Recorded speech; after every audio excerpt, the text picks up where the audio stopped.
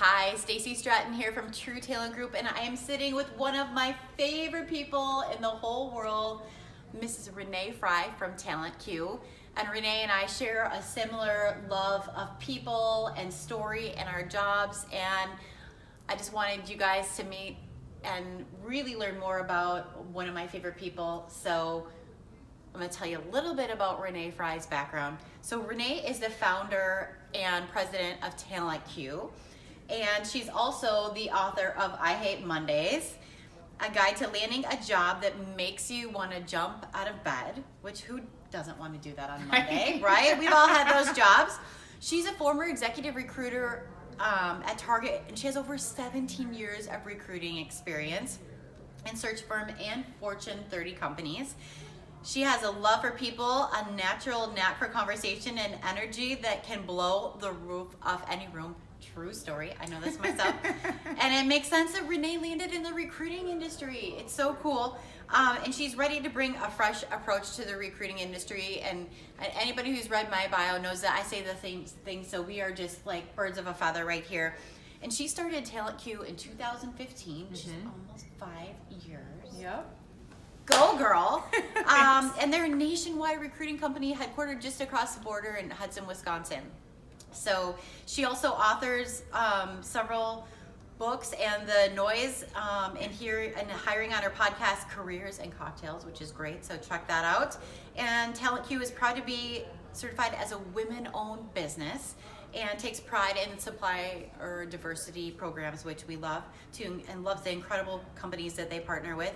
Renee is also a free contributor to the University of Wisconsin River Falls, where you went to school, right? HMG Strategies, CIO Summits, and Monster.com. Whoa, welcome Renee. Thanks for having me. This is so fun. Oh my gosh. So Renee and I met at our first recruiting job ever, which is so crazy, right? Yeah. 17 years ago. And it was we had just started out in recruiting, didn't even know what we were getting ourselves into. Total rookies. Total rookies. And now Renee, like myself, has started her own company 5 years ago, which I think it's about 5% of companies make it in the first 5 years. It's daunting, all the statistics. As you get one more year under your belt, then you're like, whoo, I'm closer to making it. Yeah. Right? It's been so fun to watch you. So thank you. Tell us a little bit about your journey and your job and what you do and how you got here. Yeah, so it goes back to insurance sales, actually. So when I graduated from college, I went into insurance sales. Not by my choice. I wanted to do pharmaceutical sales. But when I went to the career fair, I walked up to the line, I had my suit on, my fresh portfolio with my resumes, and the sign in front of me said, must have 2 years of experience. And my heart dropped. I was like, now what am I gonna do? So I turned around the corner, and this gentleman, Mike, said, hey, how are you? And I said, good, but I'm a little disappointed. He goes, yeah, I can see it on your face. I said, I wanted to be a pharmaceutical sales representative, and now it says I have to have 2 years of sales experience. And he pulled me into his booth and he said, well, maybe I can help you with that. And he told me about his company, which was called Century Insurance, and I actually ended up getting a job there. Awesome.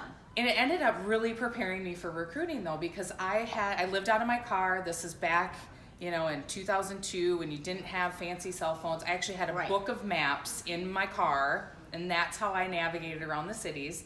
But I would go door to door, business to business, asking for the controller and trying to get their business card so I could give them mine, and then I could follow up with a time where I could quote their business insurance. Tough job. Right? Then after I did that all day, I went to my home office and called out of the phone book. Yes, there was a thing with 500 pages in a book with people's names, and I would cold call people to try to quote their personal insurance, meaning car, auto, home, life. I did not know this about you. You didn't? I did not know this about you. So, wow. Yeah. So then Century actually, 2 years in, closed all the offices and decided all of the reps were going to be home-based.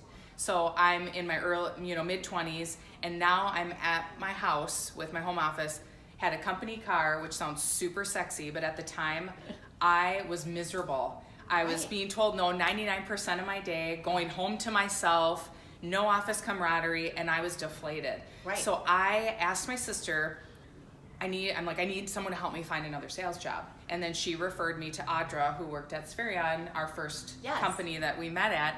And I went to Audra with the intent of her finding me another sales job. And she said, what's your dream job? And I said, I want to be a recruiter. Giving people pay raises and promotions has to be the most incredibly rewarding job there has to be out there. And she's like, well, we're hiring. So they interviewed me there and I got the job there. That's how I ended up there. No way. Yeah. So then take me on that journey. I know we worked there together, and then you ended up. So I did temp to hire in the beginning in accounting, finance, mortgage banking. Then I transitioned to straight direct hire in accounting and finance. Then I transitioned again to leading 2 teams, one in Bloomington and one in St. Paul, 2 teams of executive recruiters in accounting and finance. And then I decided, I knew I wanted to start my own business because I'm extremely entrepreneurial. Yes. But I had to be really strategic about it, and I decided I needed that corporate experience so I could have an edge, because you and I both know recruiting firms are a dime a dozen, and the competition is fierce. It is. So I had some friends that had transitioned to Target Corporation, and I ended up going to work for them. My plan was to stay for 5 years. I ended up staying 7. And I had my business plan in place 5 years in, and I was ready to go, but my husband wanted me to wait until my oldest daughter was in kindergarten. We had a new CEO, though, come in, and he had released some messaging about you must put Target before team. And it didn't sit well with me, and integrity is the one thing I do not waver on. Absolutely. And I went home that day, and I told Dustin, I said, well, buckle up, because if I'm not on the list for the layoff, I'm going to quit. And Aubrey's not in kindergarten yet. Right. And he's like, of course, because Renee does whatever she wants. So thankfully, though, I was on the list. I got laid off in March of 2015. And I think I was the only person in the room smiling, because I had my plan.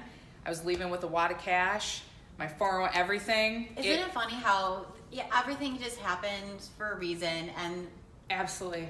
You had this plan anyways. Yes, I had the plan. And there was this wad of cash to help you start it out. Exactly. So then I started in my basement, and I actually had a partner at the time. Different story. She quit 8 months in. It's not for everybody. No, it's not. So, but 2 days later from the layoff, so I was laid off on March 12th, and 2 days later, it was actually my birthday, ironically, but we launched the website and everything, and we had our first client. So people found me, and it's been that way ever since. Because you have such a great reputation. Right. And a lot of the leaders from Target have now moved to different companies, and they understand what I do and how passionate I am about doing the right thing and hiring the best people. So, yeah. What a great story. Yeah. I have to say, when Renee said that she was going to start her business, she is one of the, even to do insurance sales, which I didn't know, but the most tenacious, I will get it done. I will get you what you need, Absolutely. people. So I knew that you were going to make it. Yeah. So it's so awesome. Well, and I appreciate that vote of confidence, because I know I came to you and I was like, oh my God, it's happening. It's like, yay. I do believe that what you think about, you bring about. Absolutely. And divine intervention, and everything happens for a reason. So tell me about, what are the biggest challenges that you face as a business owner? Oh my gosh, so many. I really think my biggest challenge is continuing to focus on what we're the best at, and staying true to that course, setting goals to achieve those. That's really my biggest thing, because as entrepreneurs, we are very shiny object, let's do this, let's do that. We can do it all, and we're not afraid. So it's continuing the focus to grow and expand my business, and then just surrounding myself with the right people. Right. That's another thing too, whether I think you're in a job or whether, in your life, you are who you surround yourself with, right? So making sure that you have people that are for you, not against you, and will cheer you on and support you when they're in it, whether it's up or down. So absolutely. That's awesome. What is one thing that you wish that somebody would have told you before you started your own business? Oh, one thing. It's going to be one hell of a ride. Yeah. So the one thing that I think I didn't realize the magnitude of and the brevity is I'm a huge contributor to my household's income. And they rely on, my children and husband rely on my income. And I didn't realize, I just have the attitude, of course I will be successful. Of course I will make enough money to provide. And I never second guessed it, but like there have been times where the magnitude of it really sets in. Yeah. And I guess I didn't realize that would be a little emotional, Yeah. And I'm very tough as nails, don't let things get to me, but there have been times where things have made me a little emotional, like if I have to terminate someone at my company, it's really emotional. So it's those things that I wish someone would have just said, yeah, it's great, but there's going to be things that you're going to feel, and you're going to feel hard. That might be the advice that I wish someone would have told me, because everything tells me tactical things. Right. And they didn't tell me this is how you're going to feel. This might be things you're going to have to overcome emotionally. So that's something that no one ever shared with me. Well, and I think that, you are so right. I'll tell you, like, knowing Renee, 17 years, like, one of my greatest friends, she is tough as nails. Like, she will get it done, but also what you didn't mention maybe is that she has the biggest heart. And she is the most supportive, amazing person. So while you have to be tough as nails in business, which I know people are always like, oh, you need to be more badass, right? It's hard, right? Because like as people who want to do the right thing, that is a hard thing, but you are honestly, like, Renee is somebody who is always there whenever you need them. So it's pretty awesome. So are you. Oh, thanks. So talk to me about what do you think is going on in this market, and what are you seeing as far as companies and hiring and things like that? Yeah, it's challenging. It's always challenging, but it gets even more challenging for companies when unemployment is at a record low. Right.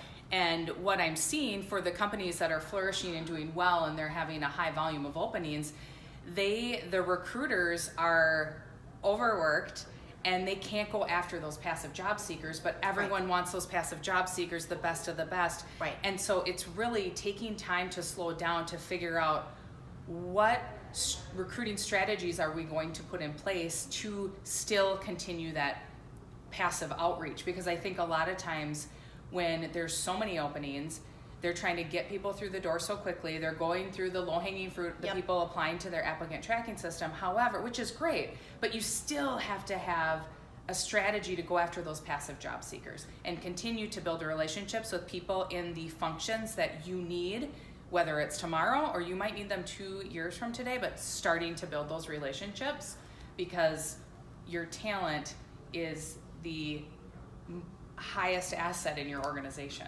Absolutely. I just did a video on that, and Lisa was just talking about too how we have 4 different generations in the workforce. Oh yeah, isn't it? I love it. So it's so really cool. Yeah. I mean, some people you love it or hate it, but it's the reality, right? And so and it just used to be like, our parents went to work for, a paycheck and benefits, right? And it wasn't really about loving your job. Right. Renee and I are lucky to, have that kind of, love and passion, and it's just a job. If it doesn't work, find another one. But now, pay and benefits is, it's a given, right? And so it's like, I think it's number 11 on the list of what people are looking for. Number 1 is that thriving culture. Right. But if people don't know about your organization and you're not out building relationships, how would you? So that's really good, because what I'm seeing too is people aren't applying. Good people aren't applying to jobs. No, they shouldn't. No. They're happy and thriving. Absolutely. And I think still in this, it's kind of like, I call it, like stalking for good, not evil, because really what you're having to do if you want the best, those people, like you said, aren't out looking for work. And so you're having to find them and then convince them why they should take a new opportunity. So, what else, or what are some other things that you think people should know about hiring in the market? And I would say from a hiring leader standpoint, the people you select for your interview team have to represent your company to the highest level to be able to hook those candidates in. Smart. be able to speak, and they don't have to be gregarious. I've had some hiring leaders say, well, they're not outgoing. Your interview team doesn't have to be outgoing. They just have to be able to communicate why they work there, why they love working there, and share their story with the prospective candidate. Because candidates on the top of the list, they're looking for, do the company's values align to theirs? Right. What's the corporate social responsibility that the company is involved in? Huge. All of those things. And then on the flip side for candidates, I would say you always, even though it's a candidate-driven market, you still have to be prepared for your interview, because it's the best person who interviews that gets the job, not the person with the best skills. True. So you always have to, even though you think, oh, I know they're gonna hire me and I know I'm the top candidate, you still have to be prepared. Don't be fooled. Right. Because it's the best interviewer who's gonna get that job. True. Wow, awesome. Okay, so I know, Renee, you're super tenacious in your work and you're growing and writing books and doing all these things. Do you get to have any fun? Absolutely. I have a lot of fun. I know you do. So I think that's one of the other great things that we share is work hard, play hard. So what are some of the things that you'd like to do for fun? Well, Stacey knows this very well. I like to spend the weekends on the St. Croix River on my boat named Fridays. That's one of my favorite places to be, is on the water, Yep. boating, wherever. And what else? You like cocktails. I love cocktails. I'm a got- total enthusiast. That's why I started Careers in Cocktails. I love mixing drinks, trying new things. I'm a huge wino as well. I'm a wine enthusiast. But more importantly, I also love to travel and have experiences with my 2 daughters and Dustin. And so now we're showing them the world, which is super fun. Aw, I love that. Renee is like one of those people who truly loves life, all of it. And Absolutely. it's so fun to have been able to start out with you and 17 years later to still be such great friends I know. and see you succeed. It's been so awesome. Thanks for spending time with us. Yeah. If you haven't heard of TalentQ, go check it out, talentq.com, right? .net. Oops, sorry, .net.